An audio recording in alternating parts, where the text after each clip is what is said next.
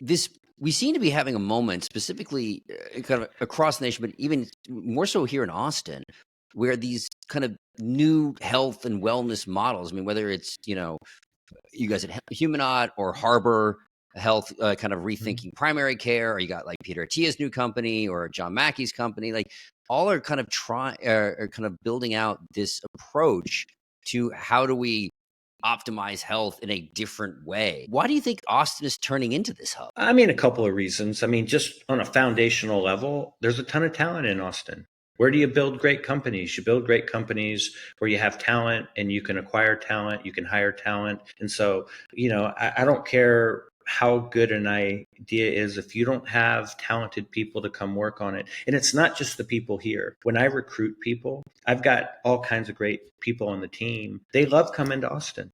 And so I wouldn't want to have to recruit people to, I'm not going to throw out a name, but let's just pick a random town in the Midwest that's not Chicago. It's like, it would be hard to get people to come there. When I say we're in Austin, nobody ever has said to me, man, I don't know, Austin kind of sucks. So I think that's part of it. You can get talented people here. There are talented people on the ground. I also think that Austin has become a relatively healthy place. The number of folks that come to visit me and say, outside of being at a barbecue place, like, man, the people in Austin look pretty healthy. There is an ecosystem of health and wellness here. Every interesting fitness concept, all the boutiques are here. More and more health and wellness companies come here. They do feed off of each other, but the people on the ground are a little healthier in Austin. The weather's better, all these sorts of things. And as you know this better than anybody, an ecosystem kind of feeds on itself. As the ecosystem becomes bigger and healthier, it will spawn more and more things. And the ecosystem then is in this feedback loop of better, bigger, better, bigger. There's plenty of capital in Austin, and so I think that's changed certainly in the decade I've been here, the 13, 14 years I've been here. When I first got here, it was always, are you building software, things like that. Now it's a health and wellness company in Austin can find funding locally and can certainly attract funding from other places. So I think it's all of that. I know all those people. I talked to John Mackey, 3 years ago about what he was doing. And, being able to have those conversations is important. And, we trade employees sometimes and things like that. So it's all kinds of good stuff. We still have the openness, the sharp elbows, and haven't quite come out in some of that. But it's the healthy competition. I think I'm going to butcher the name of his book. It was like the Play Nice and Win. Dell's book Mhm. is that there's Yeah. we can still win, and you can still have that that friendly competition.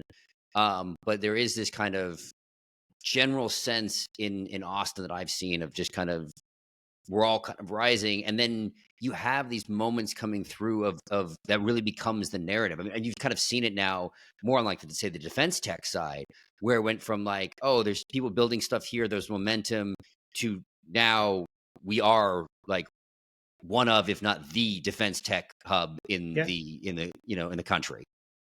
I can't speak to defense tech, but I can speak to health and wellness. And it's such a large category, number one. It's important to every human being on some level.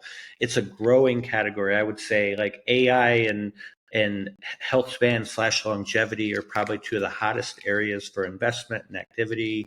And so a rising tide at this point obviously raises all boats. To your point, maybe there will become a sharp elbow period when that feels less the case. But right now, I think the good entrepreneurs, the ones with the right perspective, understand like, hey, if you're successful, it helps me. And I go back to the Restore days when we got that huge investment from General Atlantic. Number one, people are happy for you. Great, man. Jim, you created an amazing business. Super proud of you. Happy to know you, but I want to thank you. And the thanks were, you have now reset the bar for what a company can achieve in this space. And we want to do the same thing for Humanaut. We want Humanaut to be that lighthouse, that beacon. And we show people, number one, a higher level of efficacy and health improvement, obviously. If you do that, guess what will happen? You will have an amazingly valuable company. And we will raise the bar for what it means to be a good player in the sort of health optimization, health span, longevity space. And there will be plenty of good that comes for the rest of the category.